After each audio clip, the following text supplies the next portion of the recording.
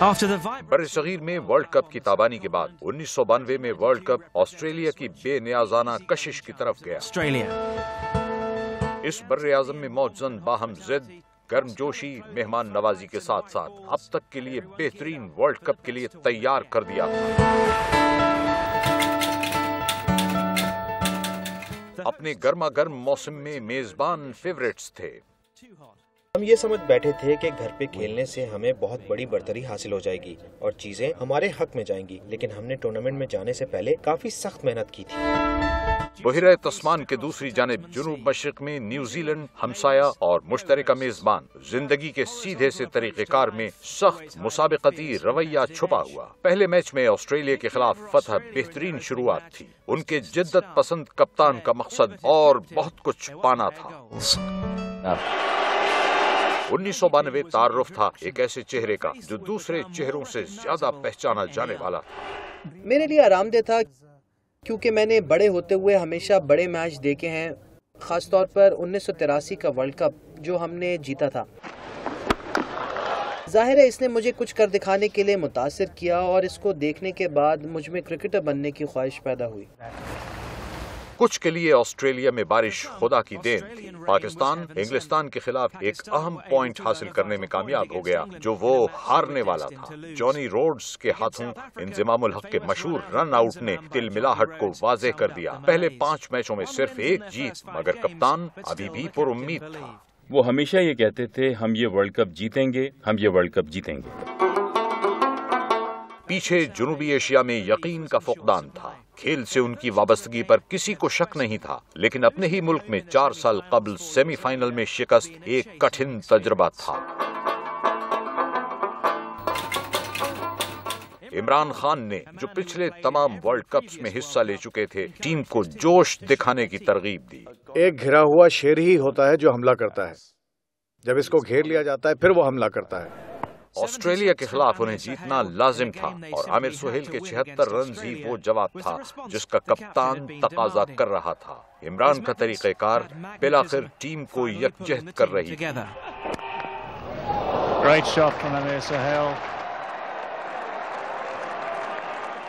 वो हमेशा सख्त मेहनत पर यकीन रखते थे, खुद भी करते थे। उन चंद कप्तानों की तरह नहीं जिन्हें मैंने देखा है, नाम नहीं लेना चाहूंगा, जो कहते थे मेहनत करो, खुद बैठकर कुछ नहीं करते थे। लेकिन इमरान खान वर्जिश करते थे, ट्रेनिंग करते थे, बैटिंग और बॉलिंग की मशक करते थे। शुरुआत वो करते थे और हम नौजवान उनके पीछे हो लेते थे। ये फतह नए राउंड रॉबिन फॉर्मेट के मुताबिक मेजबानों से बरतरी दिलाने के लिए काफी थी। इंग्लिस्तान से मुकाबले में खिलाफ तवक्को पॉइंट और 2 मजीद कामयाबियों ने पाकिस्तान की किस्मत बदल दी।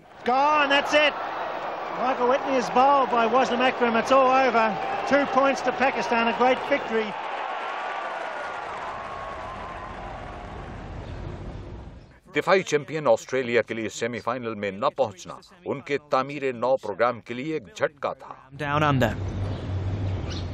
ये रुकावट वक्ती थी। न्यूजीलैंड इब्तदाई राउंड में 7 लगातार कामयाबियों के बाद पाकिस्तान के खिलाफ सेमीफाइनल में पहुंचा। अपनी पसंदीदा एडन पार्क के पिच पर बेहतरीन कारकर्दगी दिखाने वाला कप्तान, उन्होंने बज़ाहिर एक अच्छा मजमूई स्कोर बना डाला। हमने 261 रन किए जो हमारी जरूरत से 30 रन ज्यादा थे और हम आधे मैच के वक्फे तक बड़े पुरएतमाद थे, सिवाय मेरे खिंचे हुए पट्टे के। इसलिए जॉन राइट को मैदान में जाकर कप्तानी करनी पड़ी और उन्होंने टूर्नामेंट में चंद ही मैच खेले थे, लेकिन मैंने उन्हें समझाया कि क्या करना है और उन्होंने बिल्कुल उसके बरक्स किया। न्यूजीलैंड की भी बदकिस्मती थी कि उनका सामना एक बहुत ही हुनरमंद नौजवान खिलाड़ी से हो गया, और वो भी वो जिसकी शमूलियत अपना मैच जिताने वाली इनिंग खेलने के लिए बिल्कुल आखिरी वक्त पर हुई।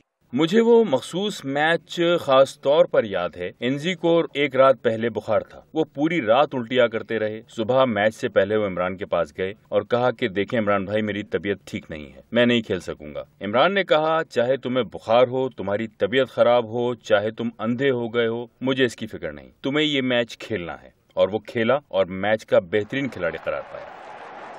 मार्टिन क्रो ने सबसे ज्यादा रन बनाए और सीरीज के बेहतरीन खिलाड़ी करार पाए, लेकिन ऐन मौके पर वो बेइख्तियार नजर आए। وہ ہر ایک سے اس وقت تک بولنگ کراتے رہے جب تک وہ پٹنے نہیں لگا. بات یہ تھی کہ انہیں منصوبے کا اس طرح نہیں پتا تھا جس طرح مجھے پتا تھا اور ہم میچ ہار گئے.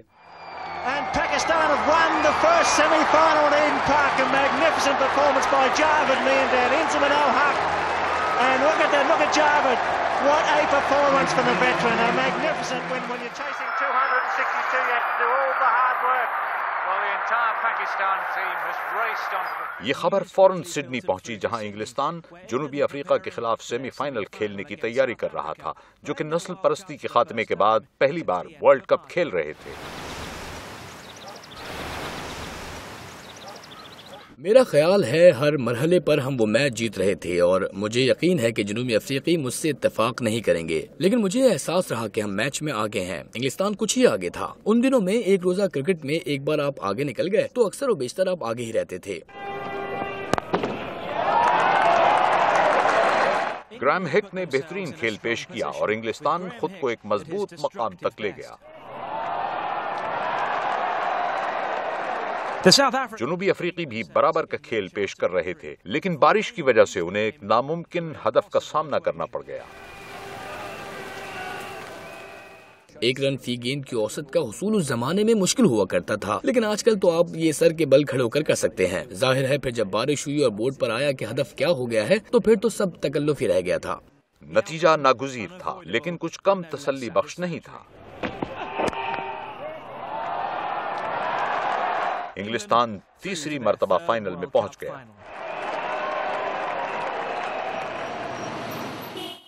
لیکن قابل توجہ داستان پاکستان کی تھی. ان کے پاس تسلسل تھا اور مقصد کی جانب رغبت تھی. پاکستان کا ایک مقصد تھا جو کھیل کی کسی بھی کامیابی سے بڑا تھا. جو چیز مجھے متاثر کر رہی تھی یا جو قوت مجھے آگے دھکیل رہی تھی وہ کوئی ذاتی مقصد یا کوئی ذاتی کامیابی نہیں تھی. مجھے آگے دھکیلنے والی قوت یہ تھی کہ ہمیں کینسر کا ہاسپٹل بنانے کے لیے ورلڈ کپ جیتنا لازمی ہے. لیکن انگلستان کی مضبوط ٹیم کے خلاف پاکستان کے جیتنے کے امکانات کم تھے. میں اس بات سے متفق ہوں کہ اس ٹورنامنٹ میں ہماری ٹیم سب سے بہتر تھی. ہمیں اسے جیت لینا چاہیے تھا. کاغذ پر ان کی ٹیم ہم سے میلوں آگے تھی، لیکن دن ہمارا تھا. 24 رنز پر 2 وکٹیں گنوانے کے باوجود پاکستان 249 تک پہنچ گیا، ایک بار پھر اپنے کپتان کے ارادوں سے متاثر ہو کر. آخر میں وہ ایک میچ بہت اچھا ثابت ہوا. ایک بار پھر اس کا سہرا عمران خان کو جاتا ہے، جنہوں نے خود تیسرے نمبر پر جا کر بیٹنگ کی. آپ تصور کیجئے کہ ورلڈ کپ کے دوران نمبر 3 پر بیٹنگ کرنے والا پاکستان کا کپتان ایک آل راؤنڈر تھا، لیکن انہوں نے ایسا کیا، یہ جرأت مندانہ اقدام اٹھایا اور فائنل میں 70 کے قریب رنز بنائے. وہ عمل کے ذریعے قیادت کرتے تھے. میرا مطلب ہے کہ یہی ان کی سب سے بڑی خوبی تھی کہ وہ ہمیشہ جیتنے پر یقین رکھتے تھے. پورے میچ کے دوران کسی بھی وقت مجھے یہ شک نہیں تھا کہ ہم میچ نہیں جیتیں گے. خاص طور پر پہلے بیٹنگ کرنے کے بعد مجھے یہ معلوم تھا کہ ہمارے پاس انہیں آؤٹ کرنے کے لیے بولنگ موجود ہے.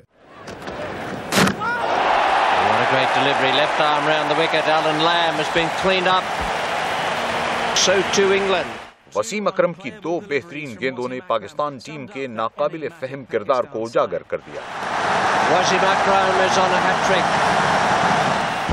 مارچ کی اس شام ایم سی جی کے مقام پر جیسے تقدیر اور قسمت کا پہلے سے لکھے جانے کا احساس ہو رہا تھا.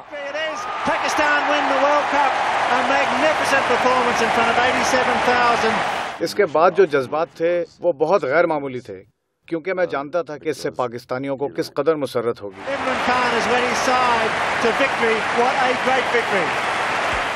لاہور ایئرپورٹ پر ہماری آمد ہوئی. میں سمجھا کوئی 1000-2000 افراد ہوں گے. 80,000 لوگ ایئرپورٹ سے لے کر پی سی ہوٹل تک پوری سڑک پر ہمارا انتظار کر رہے تھے. یہ راستہ صرف 10 یا 20 منٹ کا ہے، لیکن اس رات ہمیں منزل تک پہنچنے میں 7 گھنٹے لگے. ہم ایک کھلے ٹرک کی چھت پر تھے اور پوری قوم کے چہرے پر مسکراہٹ تھی، اور یہ میرے لیے بہت اطمینان بخش تھا، حالانکہ میں صرف 21 سال کا تھا.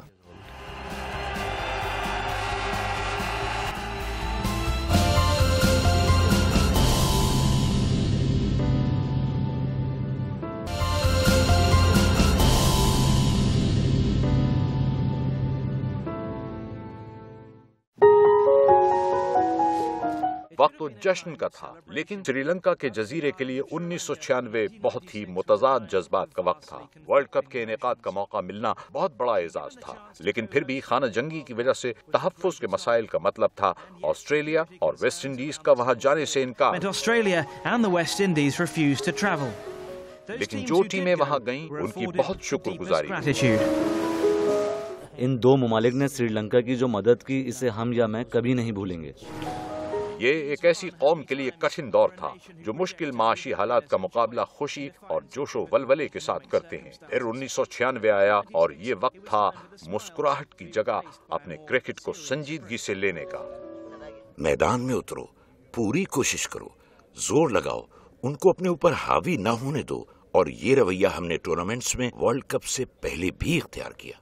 راناٹنگا سری لنکا کے لیے ایک انوکھا کھلاڑی تھا، ایک کھرا کپتان، اور خوش قسمت بھی کہ اسے اس دور کے بہترین صلاحیت رکھنے والے کھلاڑیوں میں سے ایک ارویندا ڈی سلوا کی خدمات حاصل تھیں، جن کی اس مقابلے میں ابتدائی کارکردگی بتا رہی تھی کہ وہ اپنی مہارت کے عروج پر ہے۔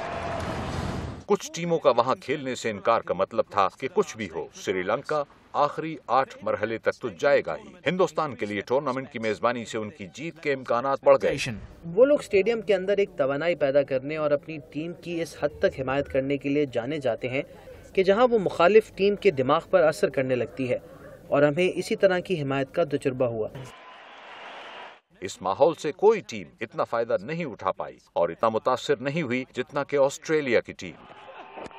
مارک ابتدائی بیٹسمینوں میں سے تھے، وہ خاص طور پر ایک روزہ کرکٹ کے بڑے اچھے کھلاڑی تھے، لیکن ہمارے پاس کئی اچھے کھلاڑی تھے، تو میں سمجھتا ہوں کہ ہماری ٹیم ایک روزہ کرکٹ کی مضبوط ٹیم تھی۔ مارک واہ اس ٹورنامنٹ میں 3 سینچریاں بنا پائے، اور حالانکہ ہندوستان گروپ مرحلے کا وہ میچ ہار گیا، ٹنڈولکر خالص تکنیکی مہارت کا مظاہرہ کر رہے تھے، نمایاں دکھائی دینے کی لگن۔ پھر بھی یہ دونوں جنوبی افریقہ کے گیری کرسٹن کی کارکردگی کے آگے ماند پڑ گئے۔ ان کے 188 رنز ورلڈ کپ کی آج تک کی تاریخ کا سب سے بڑا انفرادی سکور ہے۔ جیسا کہ اس مخصوص اننگ میں ہوا کہ میں نے کافی تیز رفتاری سے ابتدا کی اور مجھے مزہ آیا۔ میں نے کافی جارحانہ انداز سے کھیلا اور چیزیں میرے حق میں ٹھیک ہوتی تھیں۔ یو اے ای کے بیٹسمینوں کے لیے پچ کچھ خوشگوار ثابت نہ ہوئی۔ سلطان زروانی اس کی کہانی سنانے کے لیے موجود ہے۔ سری لنکا کوئی میچ کھیلے بغیر کوارٹر فائنل میں آئی۔ ان کا سامنا انگلستان کی ایک ایسی ٹیم سے ہوا جس کی فارم کوئی خاص نہیں تھی اور اعتماد کمی کا شکار تھا۔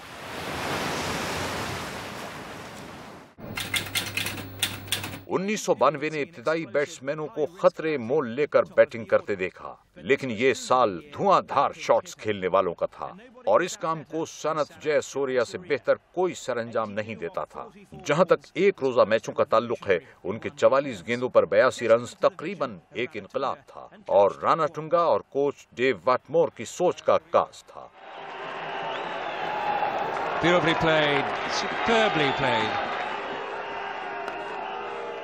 سب سے اہم چیز یہ تھی کہ انہوں نے مجھے اننگز کی شروعات کرنے کو کہا، اور میرا خیال ہے کہ یہ کافی کامیاب رہا، اور یہ بھی کہ جب مجھے یہ موقع ملا تو میں نے سوچا کہ میں نے کبھی اپنے کیریئر میں اننگز کی ابتدا نہیں کی، تو کرکٹ میں میں ایسا پہلی بار کر رہا تھا۔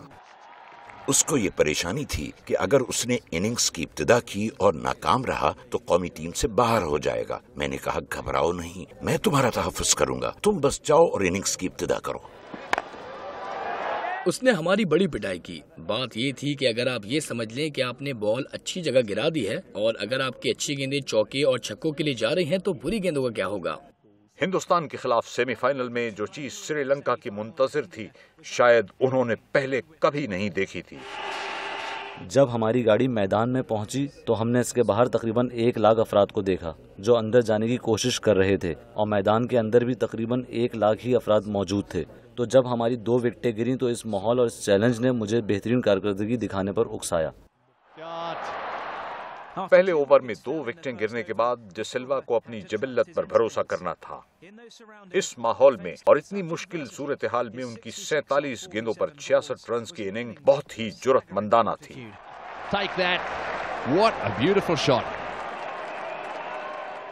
میری قسمت اچھی تھی کہ مجھے ان کے ساتھ کھیلنے کا موقع ملا، ان کے خلاف نہیں، کیونکہ وہ میرے سامنے آنے والے بہترین بیٹسمینوں میں سے ایک تھے۔ ہندوستان 252 رنز کے تعاقب میں تھا اور تندولکر زوروں پر سری لنکا کے لیے یہ لمحہ فکریہ تھا۔ ان مخصوص لمحات کے دوران وکٹ بہترین لگ رہی تھی۔ جب سچن ٹنڈولکر بیٹنگ کر رہے تھے تو وکٹ بیٹنگ کے لیے سازگار نظر آ رہی تھی، جیسے ہی وہ آؤٹ ہوئے تو وہ بالنگ کے لیے سازگار ہو گئی۔ جب ایک اچھا کھلاڑی کھیل رہا ہوتا ہے تو ایک خراب وکٹ بھی بڑی اچھی نظر آ رہی ہوتی ہے۔ ہندوستان کی 7 وکٹیں 22 رنز کے اندر گرنے سے مقامی حمایتی آگ بگولا ہو گئے۔ ناخوشگوار واقعے کے سبب میچ کو ختم کر کے سری لنکا کو فاتح قرار دیا گیا۔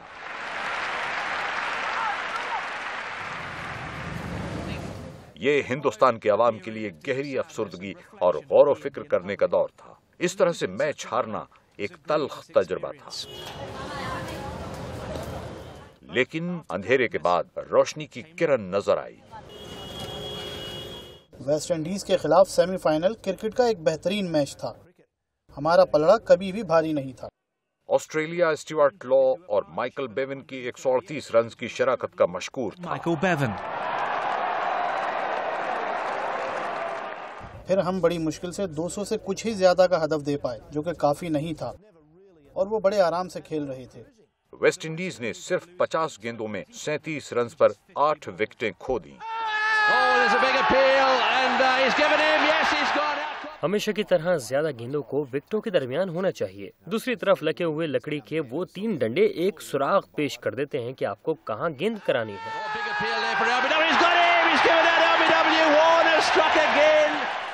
انہوں نے ایسے وقت پر وکٹیں گنوانا شروع کر دی جب اس کی ضرورت نہیں تھی، اور اس سے ہمارا یقین بڑھنے لگا۔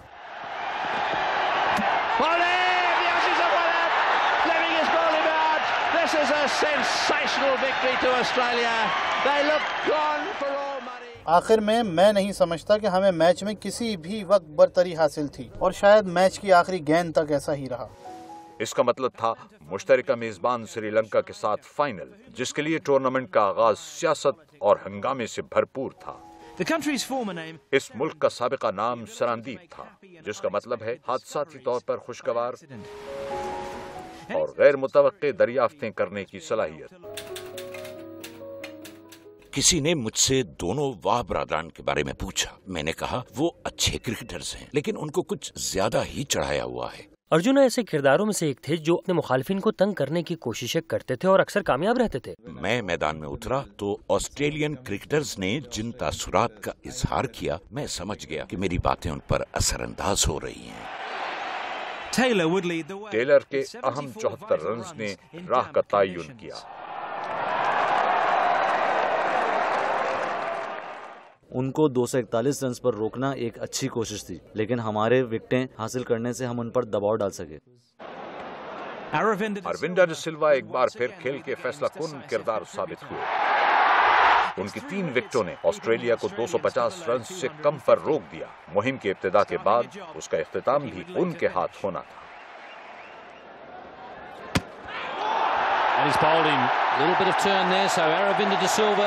doing exactly the job that his captain brought him on for. Get some wickets. ارویندا نے بنیادی طور پر کھیل کا پانسا پلٹ دیا۔ انہوں نے ایک بہترین اننگ کھیلی۔ ہم نے شروع میں ان کا ایک آدھ کیچ چھوڑا، لیکن انہوں نے بہترین اننگ کھیلی۔ اس بار دھواں دھار کھیلنے کا ہر بار ناکام ہو گیا، لیکن جہاں تک تکنیک اور دماغ پر قابو کا تعلق ہے، یہ اننگ بہت ہی نمایاں تھی۔ Oh, and he's hit that one through the field as well. That's a magnificent shot by Aravinda again. He's playing a little blinder of an innings. اہم حصہ یہ تھا کہ بالآخر وہ لوگ یعنی میں اور ارویندا جنہوں نے 15, 16, 17 سال تک کرکٹ کو اس سطح تک لانے کی جدوجہد کی کہ ورلڈ کپ کا اختتام کر سکیں، میں آخری رن بنا پایا اور ارویندا دوسری طرف سے اسے دیکھ سکے۔ That's it, all the way to the boundary for 4. What a victory for the Sri Lankans. کپتان اور ان کے نائب ورلڈ کپ کے فائنل میں سینچری بنانے والے صرف تیسرے کھلاڑی جشن کے شرجیل رہے۔ ایک قوم خوشیاں منا رہی تھی، لطف اندوز ہو رہی تھی اور آگے بڑھنے پر خود مبارکباد دے رہی تھی۔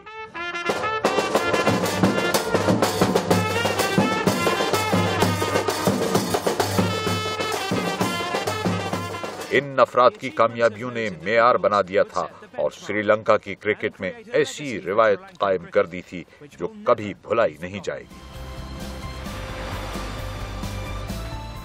اگلے پروگرام میں سن 99 اور اس کے بعد کی تاریخ کو بدلنے والے لمحات اور ریکارڈ توڑنے والوں پر بات کریں گے۔